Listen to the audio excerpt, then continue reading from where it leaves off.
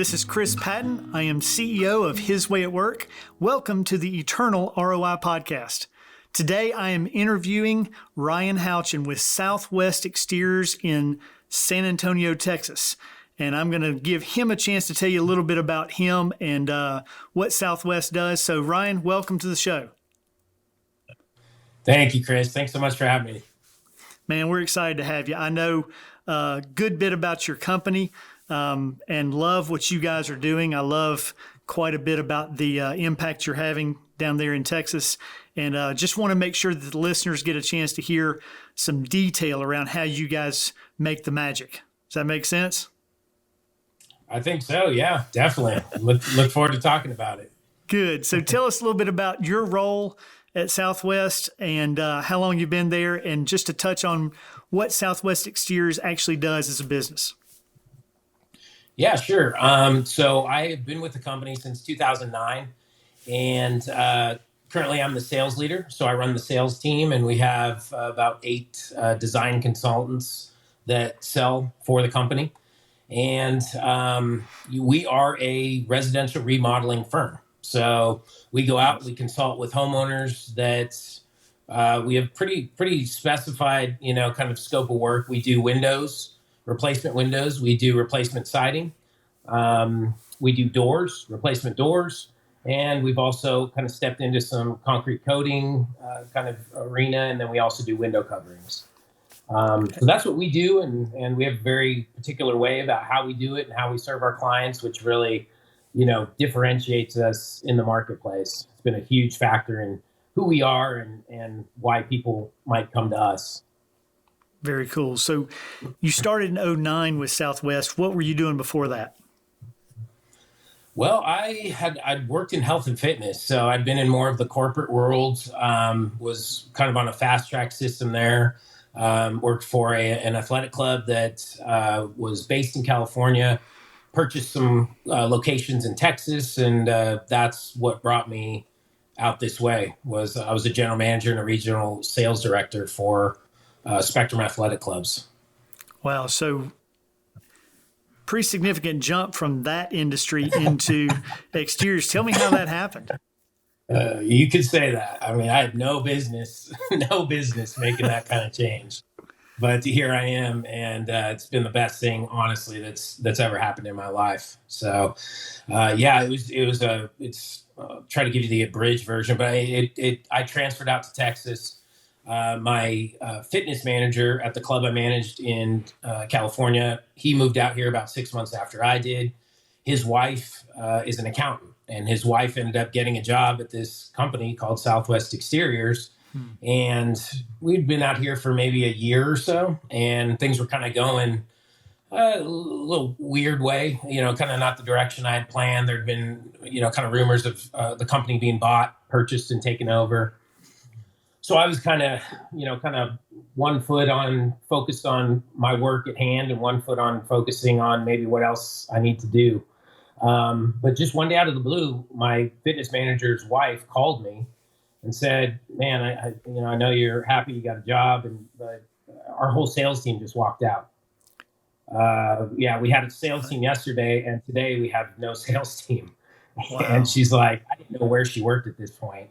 But she called me and said, "We need salespeople. I know you've done pretty much sales or some sort of sales management your whole life." And, I think it was a week later, I went on a ride along with some installation guy that was stepping in to fill the role of a, salesperson. And I just immediately attracted to this guy in terms of who he was and just, something different about him that I really hadn't seen in too many guys before. Just something unusual, something strange, but something I was like wildly drawn to. And so I ended up, talking to him a bunch and did a couple more ride-alongs. And then, my goodness, I don't think it was maybe a month later, I had quit my job where I had a really nice salary and a nice bonus structure and took a commission-only sales position, thinking, what the heck did I just do? And why am I in home improvement? I have no business being here. I've been in health and fitness my whole life, basically. And that, that was 14 years ago or whatever it was. Man, that is fantastic.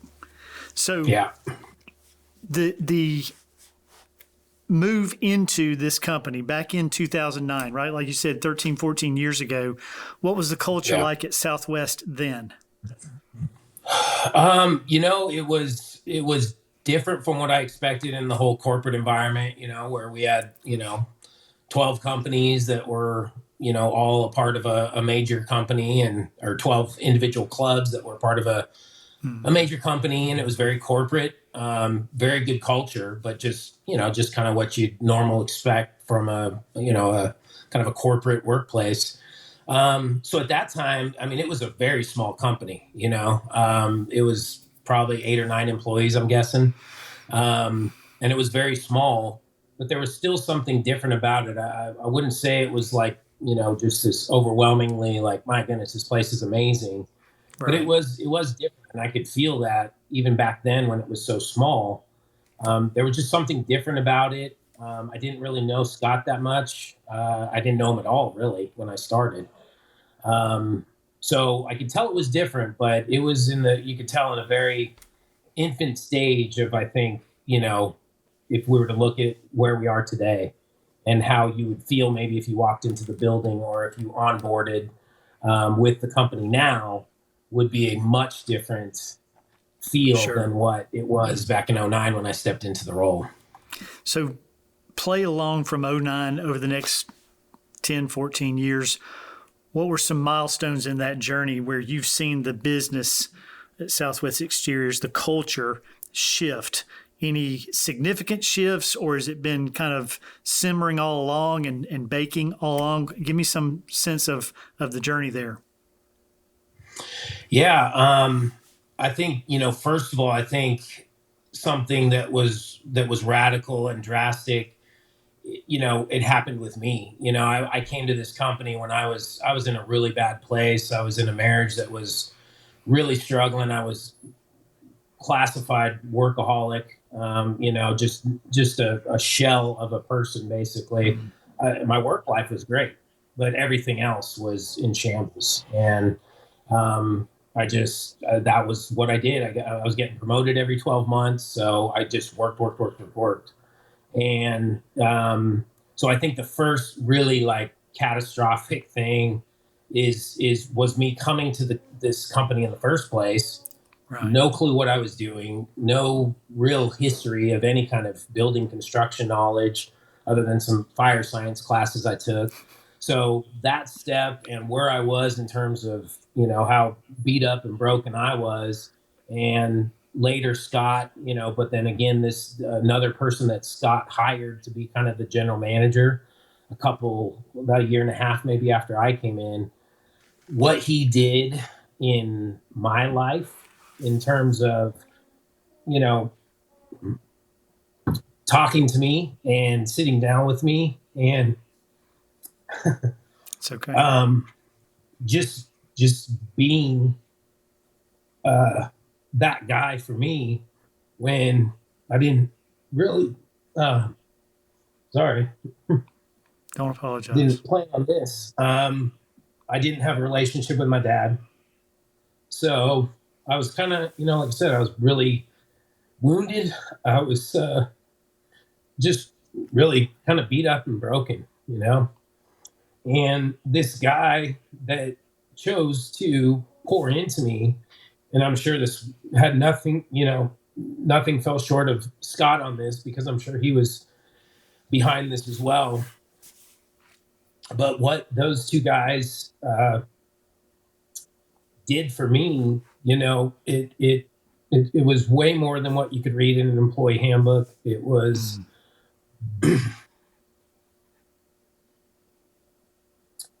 it was man, it was a Friday, right? It's not supposed to be this heavy. What they did for me is nothing that you would expect from a workplace. It was nothing that I knew to ask for, which, was a big thing to me, because I didn't even know that I needed it. Yeah. I didn't even know that I needed good men in my life that were going to pour into me when I needed it most. And they did that, So Wow. it was clearly a God moment. And I tell that story. I didn't plan on telling that story clearly because I'm totally falling apart. But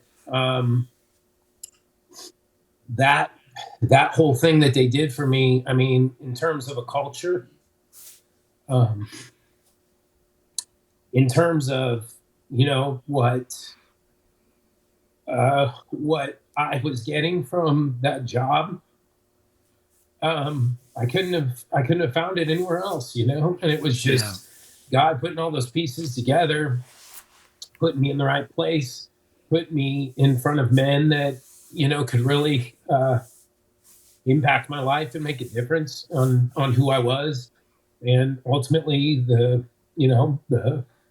um, man I was going to become through that process of them uh, pouring into me, that was in my life, it was crucial. But I think in terms of the company is where I'm going with all this. I know No, you're I'm all fine. over the place here, and I apologize. But what that did, what that showed to me, what that displayed to me was something that I think if you really look at it, it's laid the framework for a lot of the company culture today. Yeah. And how we look at those opportunities, to serve people, especially the team members inside the company, how we look to support people, how we look to really step into their lives, and not just how do you do your jobs better, how do you become a better person. And I think that's all come to fruition with where we are today, with the caring team, with just Scott's heart, to want to take care of people uh, really make a difference in people's lives and not just their work life, and Yeah. so that I think was for me, and it has certainly influenced, I think, my desire to be on the caring team, my desire to lead the caring team. It's had radical impact and influence in my own ministry that I do outside of the company. And I think to kind of connect the dots here is that has laid the foundation of the framework of the company and the culture and how we treat people and how we want to serve people and how we desire to impact people inside our walls that happen to be employees. Yeah. So, I mean, I think that again, I'm sorry, man. That just wrecked me. I don't know why that. I Because it needed apologize. to. It needed to. So Um, thank you for sharing and thank you for being transparent. yeah, I think it's clear to me, and I didn't know this answer right when I asked the question, yeah, but it's clear to me why you were chosen in this lead role as you guys engaged. I think it was in 2018 when you engaged His Way mhm, at Work, if I remember right, yeah, and your new yeah, role in taking the leadership of the company's caring team and caring culture. So obviously, your experience between '09 and then with the company, with leaders pouring into you, not forcing it on you. I didn't hear a yeah. word from you that, this guy kept wearing me out, kept beating me up, telling me I had to do this or I needed. No, it's just they saw a need in you that you weren't even aware of and started pouring in, and it had a huge life changing impact. So Yeah, that seems to frame now how you view your role in this company. Not that you're that person for everyone, but that you're creating a culture, kind of yeah, an opportunity for those things to happen. yeah. Is that And I fair? think that's Scott's heart and that's his intention that everyone that has the opportunity to work here would feel that and would benefit from that. And it's definitely not a force feeding kind of situation. Yeah. It's getting out of the way and let God do amazing things between community, between people that only He could orchestrate. So Yeah. yeah, That's great. Well, in talking to Scott earlier, and in fact, the interview with him is in the previous episode. So if you're listening now and you hadn't heard that one, go back and listen to that one. But in talking with him earlier, he quoted his passion. I asked him, what is your passion in the business? And I don't have the exact words, but basically the keys that I heard were he wants to co-create with God and end result being a loving community, which doesn't sound like a business thing. Yeah. Right. And for many business owners and leaders, they're thinking, what in the world does that have to do with business, a loving community? And what do you mean co-create with God? So we talked through some of that I did with Scott. What I'd like to know from your standpoint, Ryan, is based on your role. Number one, I have a lot more insight based on your experience prior to taking this role. But in your new role, how do you see that playing out on a day-to-day in the business? How does Scott and the leadership at Southwest co-create with God, creating that loving community? Yeah, I think in many ways, I think the Caring team is obviously an example of that. And it was, years of his desire coming to kind of the surface in us creating and having a Caring team. But just the way that, the way that he engages with people, the way he cares about people, he's equally concerned about the person as far as, as the employee. And that's a pretty rare thing. He said this ever since I've known him, is that, he says it in different words and much more pointed, but basically if we raise somebody up and we give them the skill set necessary and they find, another place to work that's better suited for them, then that's great. And that's really not something, especially in this industry, where that's common.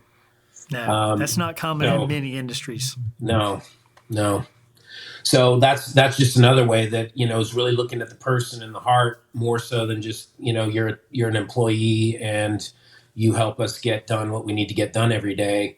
He's more concerned for the people that are fortunate enough to know him that closely, because not everybody does. Sure. That is his true heart, and it's unmistakable, and there would be nothing, that I would believe that would tell me otherwise, that somebody would tell me. So I think that's just the way, really caring for people, really loving people, wanting to, embrace people and really make an impact on the kingdom, not just in the home improvement industry in San Antonio. So I hear you on that, and I agree. But there are people listening that sounds like you just described what it's like to go to church, not to work, right? So, and we laugh, but that's real, right? That is so foreign, that concept of loving people at work and doing it as part of your job. So give me some examples, day to day, month to month, or whatever, in your role, one as sales leader, but also as leader of the Caring culture there. What are some examples day to day of what that looks like? Obviously, you described how it happened to you earlier in your career with Southwest, but what are you now doing to carry out Scott's vision? Because as you said, he can't be in every place all the time. He can't interact individually with every employee. So how do you carry that out on a day-to-day basis? What are some examples of that? Yeah, I there's numerous things that we do and we've put into place, especially even, fairly recently, 2-3 years, where, the employees have just an amazing kind of suite of things available to them in terms of, life plans, in terms of financial peace, university, women's retreats, just all these additional services. We have counseling services that are available. So a really, robust offering for the employees, the team members, for things to take advantage of to help them just in life, not how do I be better at my job? Of course, that's provided as well. And there's things that we get on a daily basis that help us, that help us improve and get better at what we do. But there's also, I think, those things that, like, what's the ROI here? Like, if you go to this life plan, if we send, 8 people to this life plan, they very well could find out this isn't their path and they may want to go work somewhere else.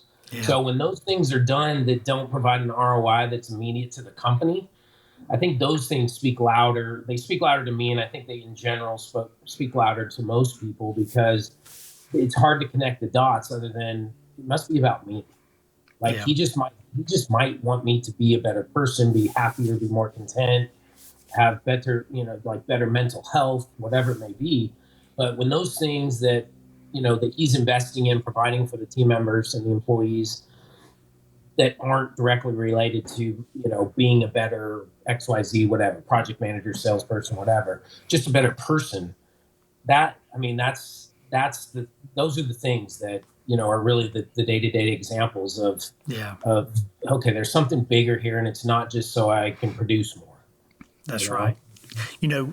Ryan, we interviewed employees at a handful of companies. This has been 3 or 4 years ago, and asked these individual employees one-on-one in a closed room, face-to-face, open-ended questions around what does it mean for this company to care for you? What does that mean to you personally?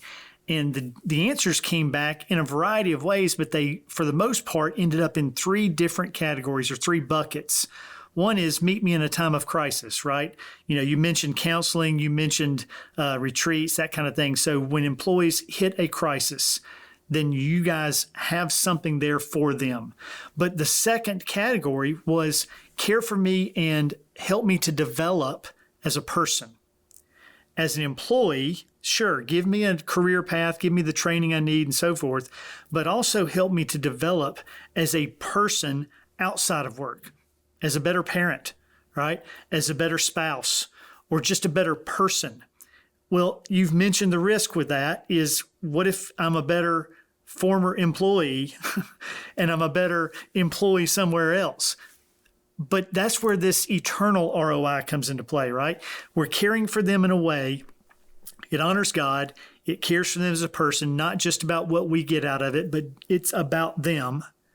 And that to me is what you're describing. That to me is so central, and we often miss it. Because here's the thing. If we really want to love on people, employees and their families, and want to do it in a genuine way, it can't be we're loving them in this way so that they do this for us. Because they see through it. Even if you don't mean for it to look like that, it just smells different. But when you say, I love you and I'm going to do for you just because, and it's because God loves me and I'm giving that out, but there's not a this for that type exchange, then I think we're having a much greater impact.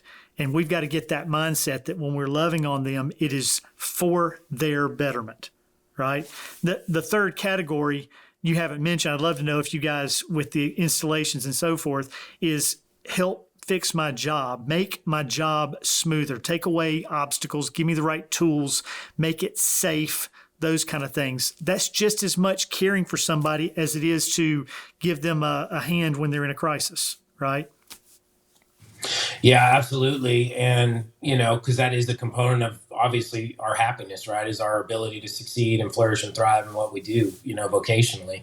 Yeah. And it's nothing different in that capacity. I can speak most specifically to the sales team because that's what I'm familiar with. That's what I do Sure. and live and breathe and everything else. But there are so many tools that Scott invests in and expensive tools, technology platforms, actual physical hard tools that we can use to test windows in the house, for instance. So these really expensive devices, these really expensive efficiency tools or platforms in which we build all of our jobs, he invests in those things so we are equipped, we are able to flourish and thrive and certainly produce at the highest level possible. So Yeah. it is very much, and I know he does the same thing back on the installation side or on the marketing side. We all have tools, we all have things that have been invested in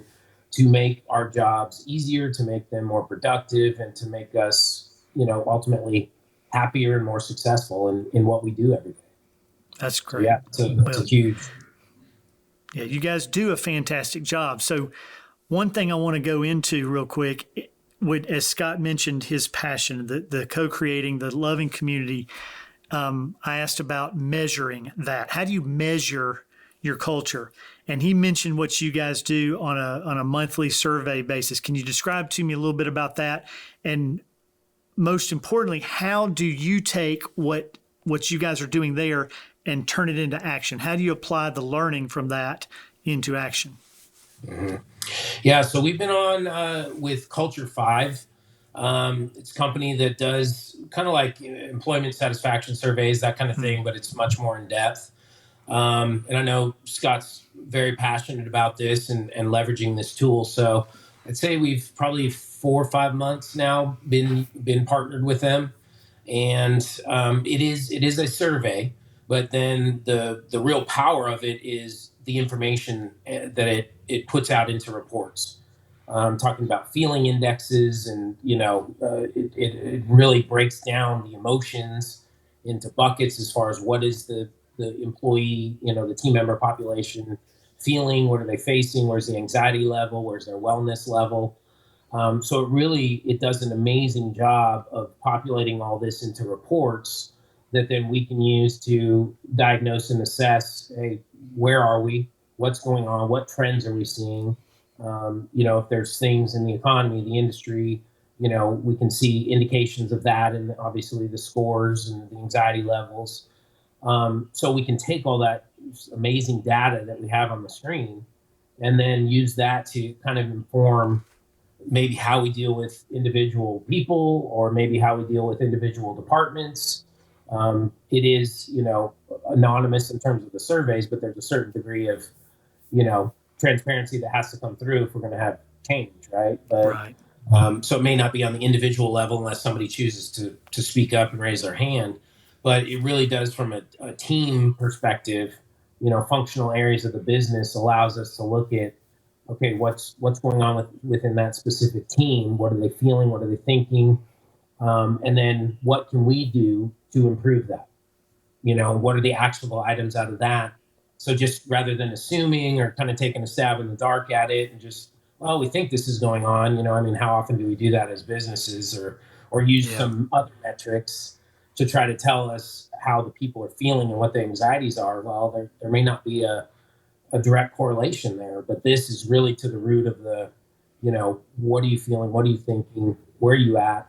And then we can, like I said, by department, really start to game plan and figure out actionable items to alleviate the anxiety, decrease the tension, get departments together to create some more harmony if that's an issue. So, that's been a really good tool for us to use. And I think, we are, I'll be honest, we're relatively new into it. So it seems like Sure. every time we review it each month, we're figuring out, better ways to use the material, better ways to, create action items out of what all the data tells us, as a way to better serve the people that we lead. So, but it's been a great tool. I do believe it can make a huge change.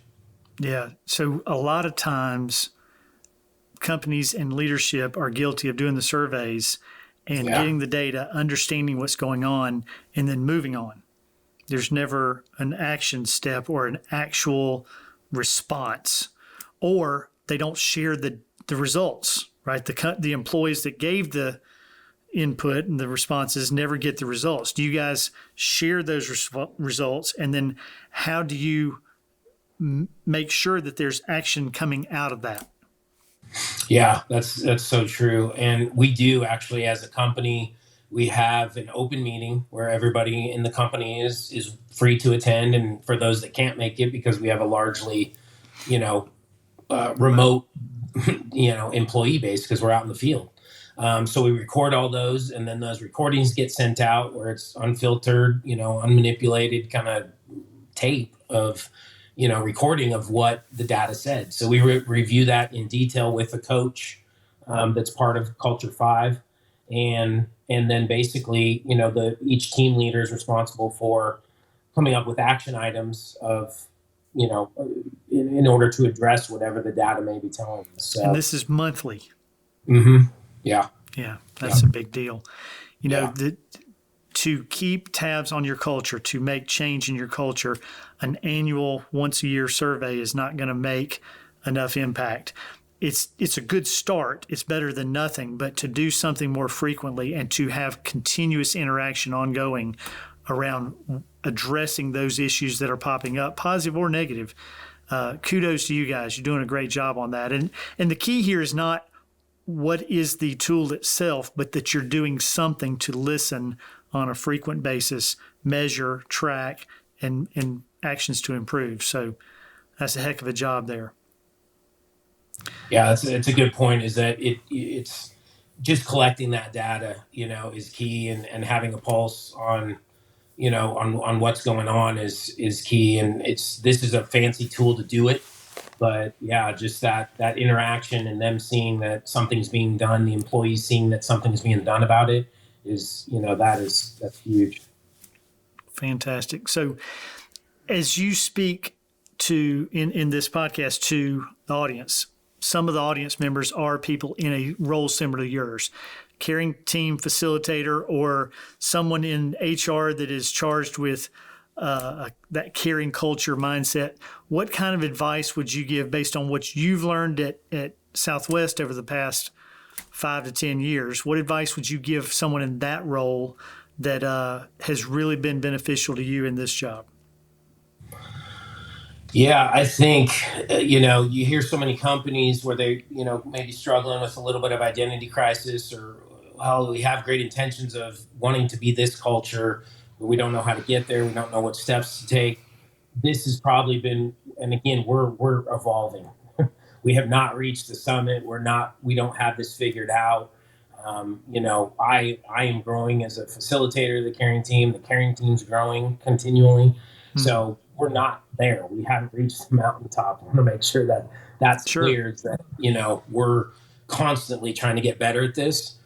But I think the implementing the caring team has been probably the single biggest leap forward in terms of really seeing a culture come to fruition, and a major culture shift. Not that we had a bad culture, but taking it up, incrementally in terms of how effective is the culture, how deep is the culture.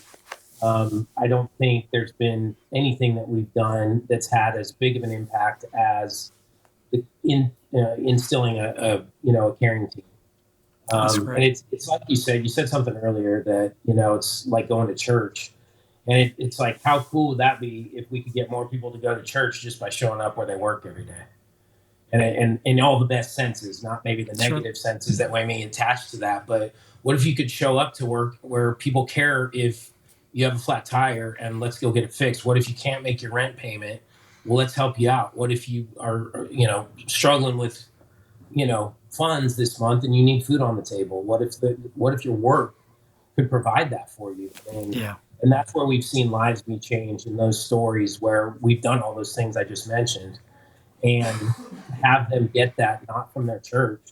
These people may have gone to church, but they get that support from their business, the place where they work. I mean, that's just, so what if, you could show up to work every day and it would be like going to church and having that community and that family around you that cared about you on that deeper level. Yeah, so. And I think that's what we're called to.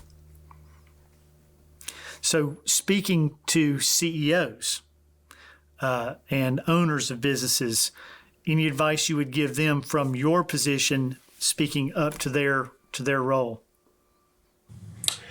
Yeah, I think there's different things that, maybe CEOs, struggle with in terms of, maybe how much do they have to drive?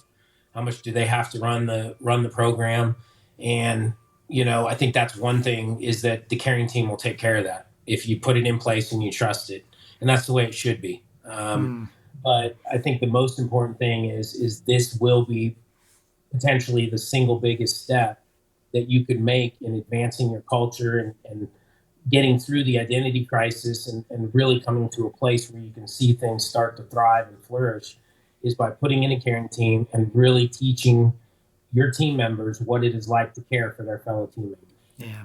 What that does and what that spreads and what that, again, we're still surface level. We're getting better every month, but the change that's made, when you have fellow team members making decisions how to serve their team members, it's amazing. So this is the step to take if you're considering, if you're doubting, if you're wondering, if you always hoped you could have the type of culture you wanted. This is the single biggest thing that can be done to really drive that out into the employee base. That's great. Thank you for sharing that. So absolutely, widen the scope, Ryan. You as a man, whether it's in your role in your job or as a dad or whatever that is, what advice have you been given at some point in your life that, man, you wish if you had just received that same advice 10 years earlier, it would have made a huge difference? What would you say to that question? How would you pass that along? Man, 10 years, huh? Boy, I just think there's so much power in, and again, that wisdom is hard to come from us a lot of times. There's so much power in being around other men, being around other community, people in your community that have a more mature relationship with God than you do.